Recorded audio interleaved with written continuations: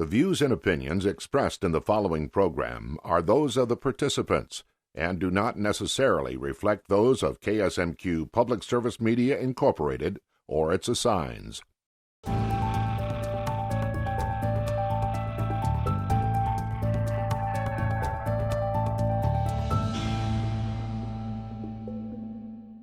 Welcome to the Heart of the Matter. I'm your host, Stephanie Passingham. Good behavior is often rewarded in our society, but sometimes it's mandated. On today's program, we examine what causes people to change their behavior and whether legislating behavior is truly effective. There are many topics that are being discussed right now as ripe for legislation: distracted driving and many health habits. But we're going to start one step earlier with Dr. Emily Stark, social psychologist from Minnesota State University, Mankato. Dr. Stark will help us understand what influences behavior change and what's most effective.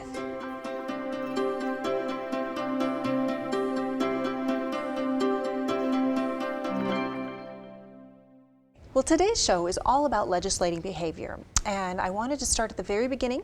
So we have you, our expert, on why people make the decisions that they make, and let's start really at the beginning. Is what are some of the primary or the key components that people take into account when making a decision regarding behavior?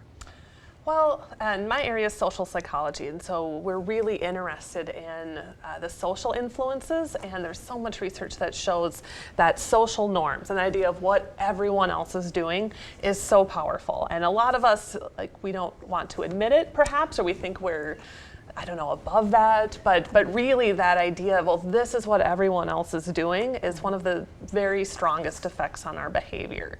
But then that also has to mesh with our own attitudes and self-concept. So what type of person do I think I am? And then what does that mean for how I should act? So you see a blend of those internal attitude components, and then a big part on the external, what other people are doing.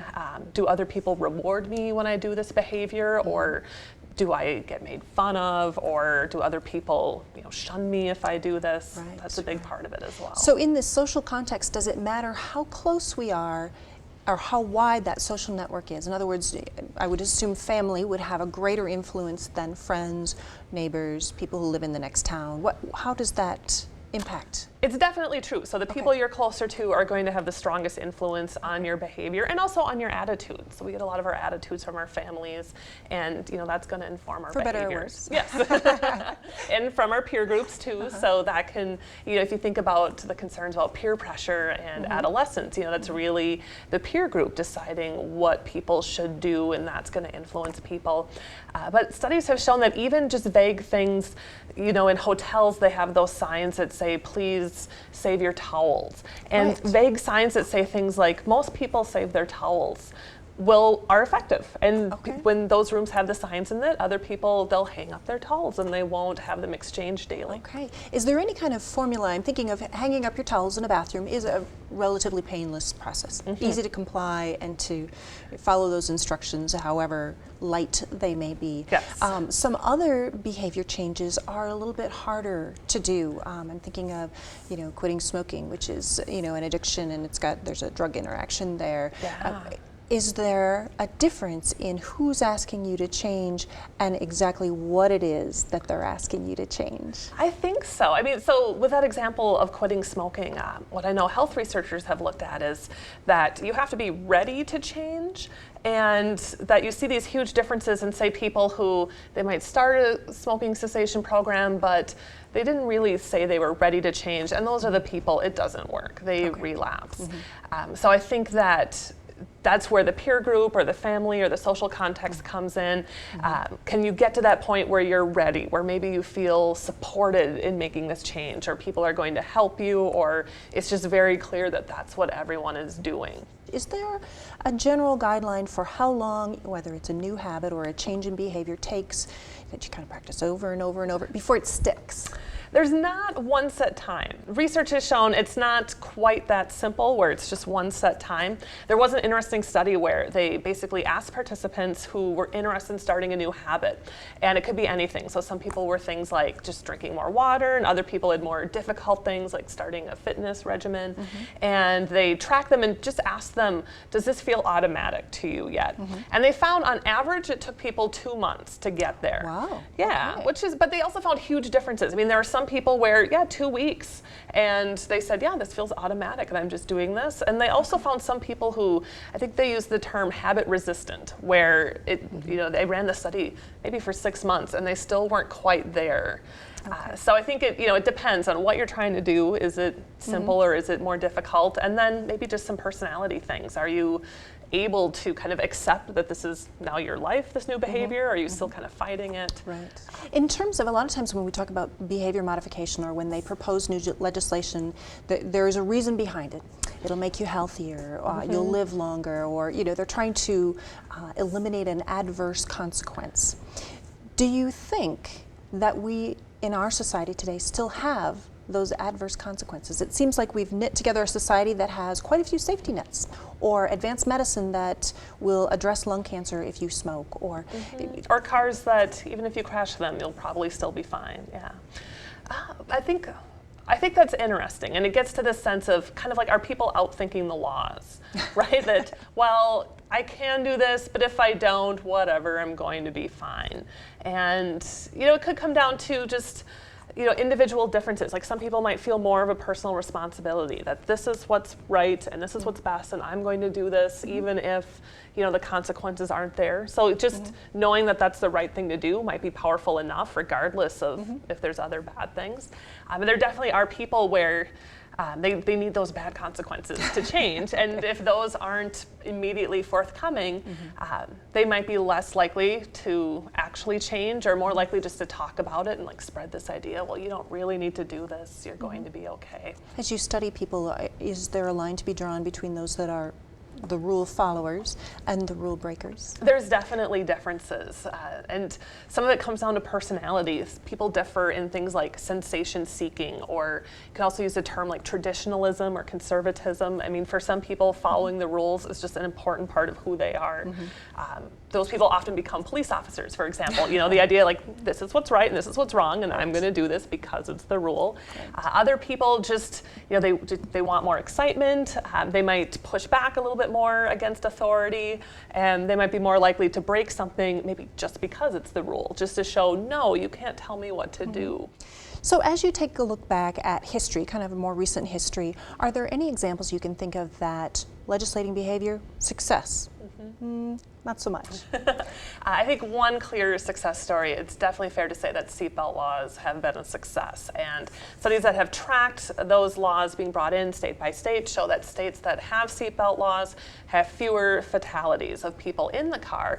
What's interesting, though, is that they also see fewer pedestrian fatalities. And the idea is that those seatbelt laws might be making drivers think, I'm a safe driver, and I wear my seatbelt, and maybe I also don't speed, and I use my turn signal. So that really seems to have been extra effective. Benefits to that. Yeah, okay. yeah.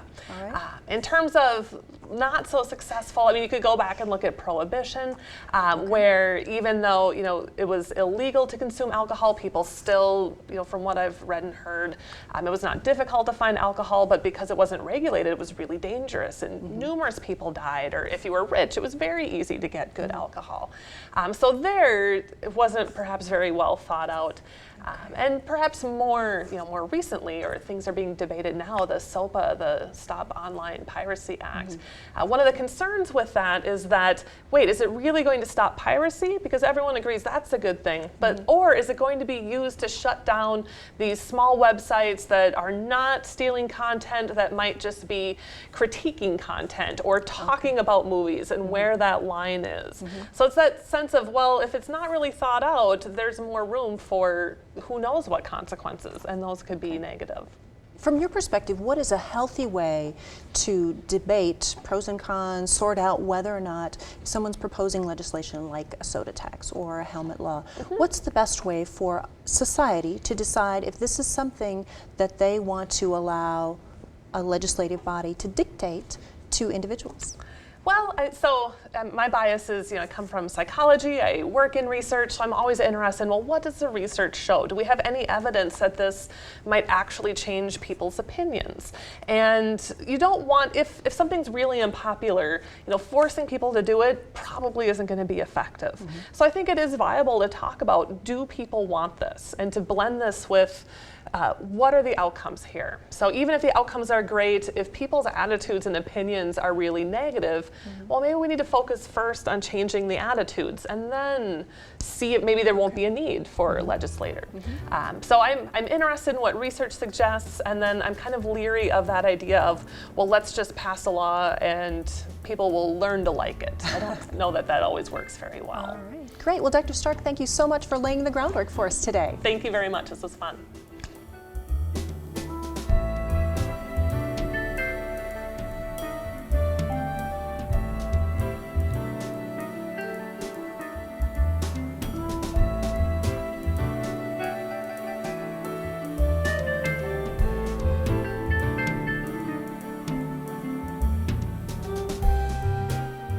So now we know there has to be a little bit of want to when it comes to changing our habits.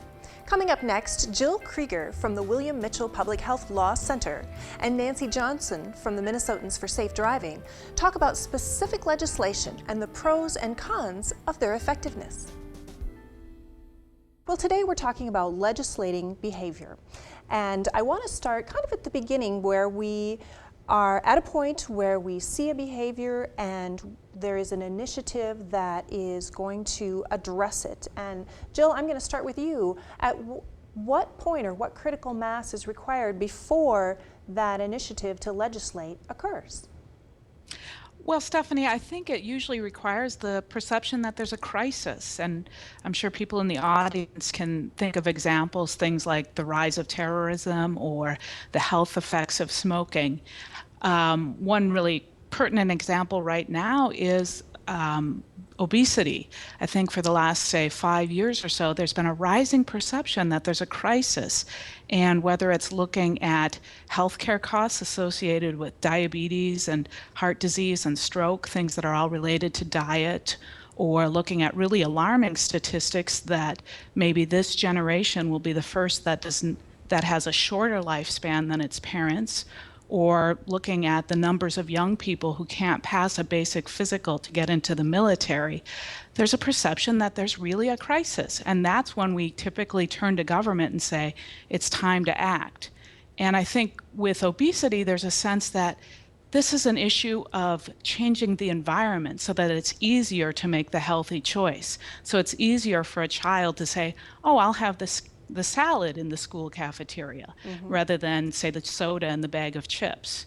Now, the child can still bring the bag of chips and the soda from home, but it becomes a harder choice instead of the path of least resistance. Okay. Now, Nancy, your area is in traffic. Yes. And do you notice a change in statistics, or maybe in the case of as technology advances, you see there are some things that need to be addressed? What triggers your organization's little trip light that says we need to really take a closer look at this? Well, I think that legislation is only one piece. You can pass laws and you can mandate certain things, but if the public doesn't go for it, if they don't feel that it's necessary, if law enforcement doesn't enforce it, it's not going to make a lot of difference. So it's those three pieces have to go together. Mm-hmm. Perfect example is drunk driving. The government had been trying to cut down on drunk driving, try to get the public to be interested, but the public was still looking at, well, it's an acceptable form of homicide. I mean, we drink, we go to a bar, we have to come home, what other option is there?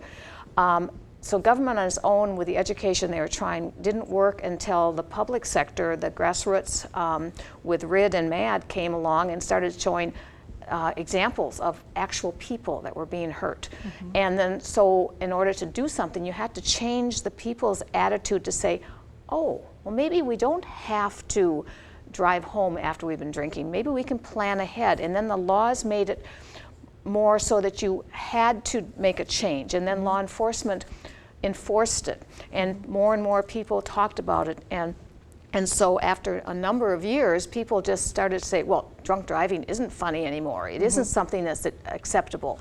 And you had to get everybody into the process. And laws sometimes can get people to start thinking about different ways.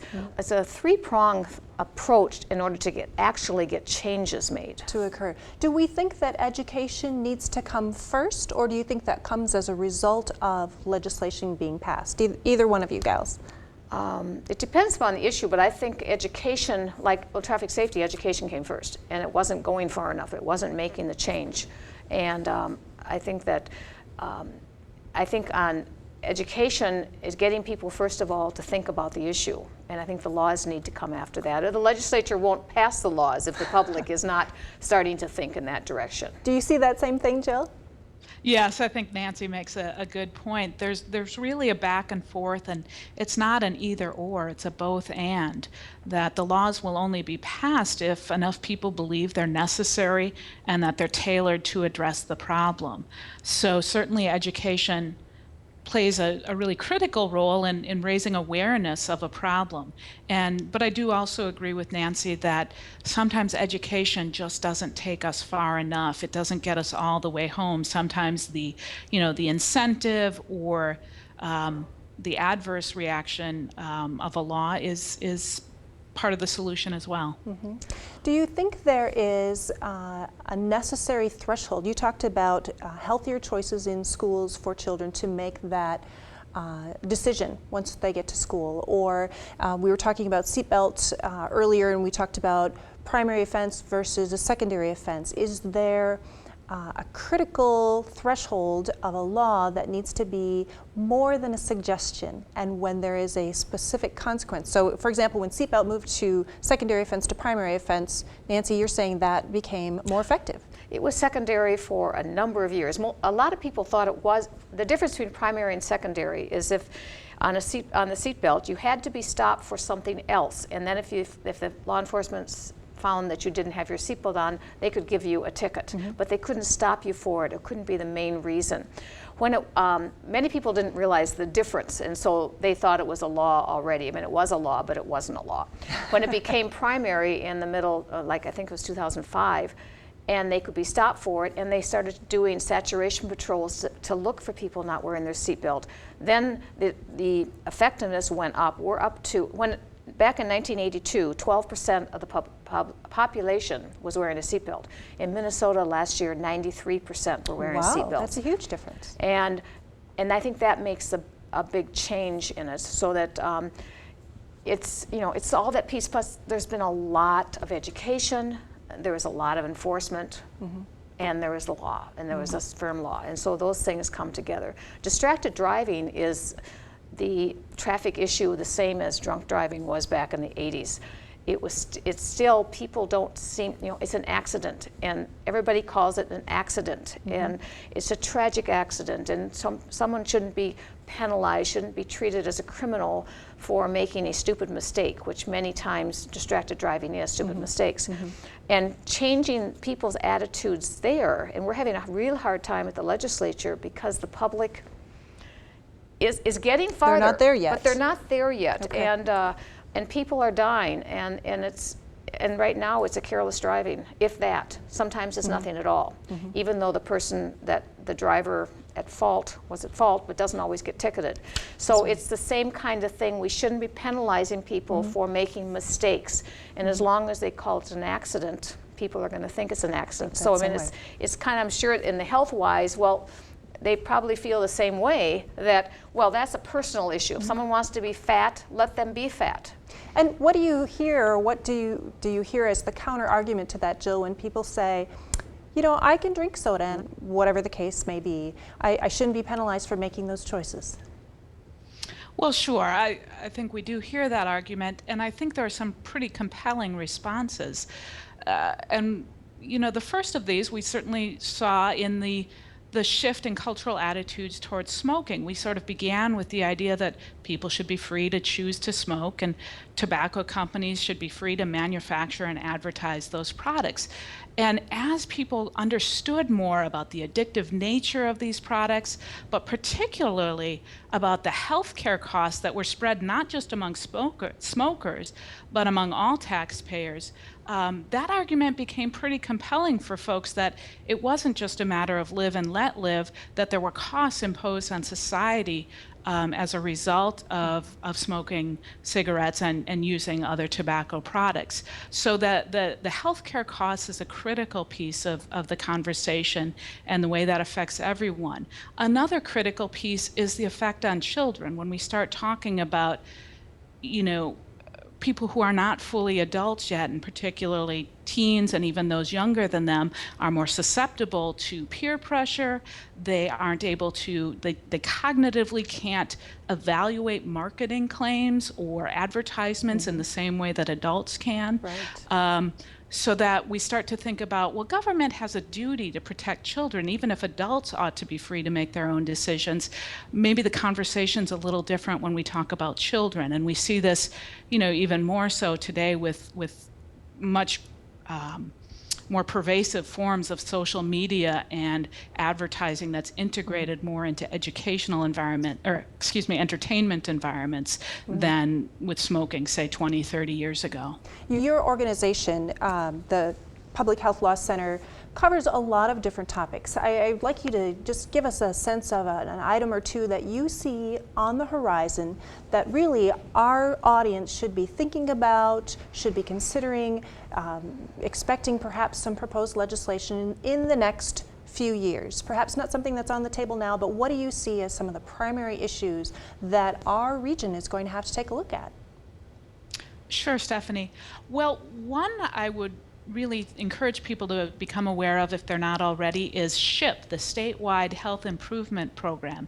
And that's something that was initiated by the state legislature, I think about 2 or 3 years ago.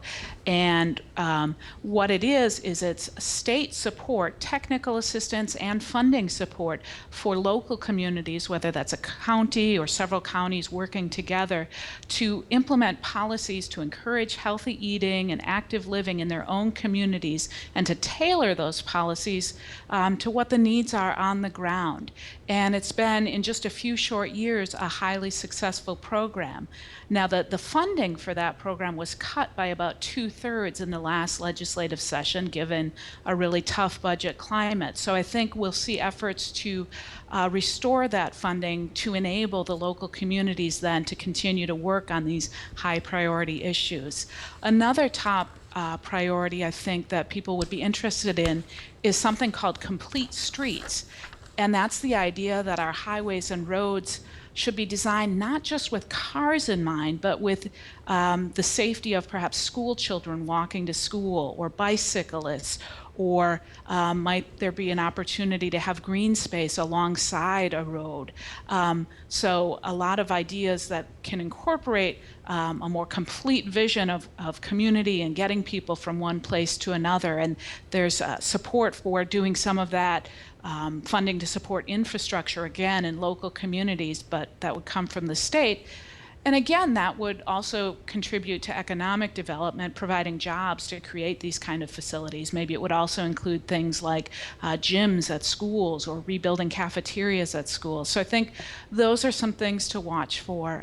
Certainly I could think of some others, but my crystal ball isn't perfect. All right, sounds good. One last quick question for both of you. What is your litmus test for whether or not something should be legislated, or whether it should be the effort of an education campaign? Nancy? I think that you can't do one or the other. I mean, certain things, the education would come first. But if the education is not going to be, the issue that our group is pushing is to increase the penalties, or enhance the penalties, for when you kill someone when you're negligent driving. Okay. The education wouldn't really, the law is part of the education. Trying to make it, the public understand that it's a serious offense, that you have to, when you get into that vehicle, it's not your office, it's not your entertainment, it's not anything, it's something that you've got to watch while you're driving, 100% onto it. And I think people are thinking that they can do anything they want in their cars. And if you enhance the penalties, if you bring forward the education to people that you have to pay attention when you're driving and not try to do everything else because you're bored. And I think so you get the education and the law, and hopefully you won't have the result as a crash. Jill, what's the litmus test? When do you legislate versus educate? Well, again, I think it's a both and as well. But honestly, how difficult is the problem? How many people are dying? How many people are getting sick? How many people are having lives that aren't as good and as healthy and rich as they ought to be? The bigger the problem, the more complex the problem, the more we need both education and legislation.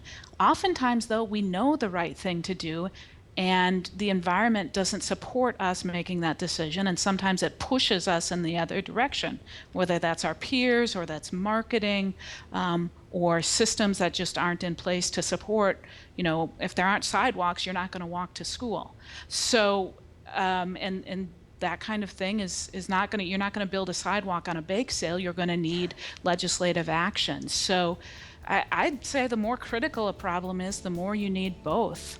All right, very good. Jill Krieger, Nancy Johnson, thank you so much for joining us today. Thank you for having us. Thank you. It seems that no matter which subject you choose, there really has to be a general consensus that a particular behavior change is for the best in order for legislation to be effective. As Jill mentioned, legislation can also be used to fund education campaigns to help sway public opinion in advance of legislating action. And of course, as Nancy noted, sometimes it just takes time and personal experience before a society is ready to adopt a new course. I'm your host, Stephanie Passingham. Please join us next time on The Heart of the Matter, where we will continue to explore the issues that matter the most to you.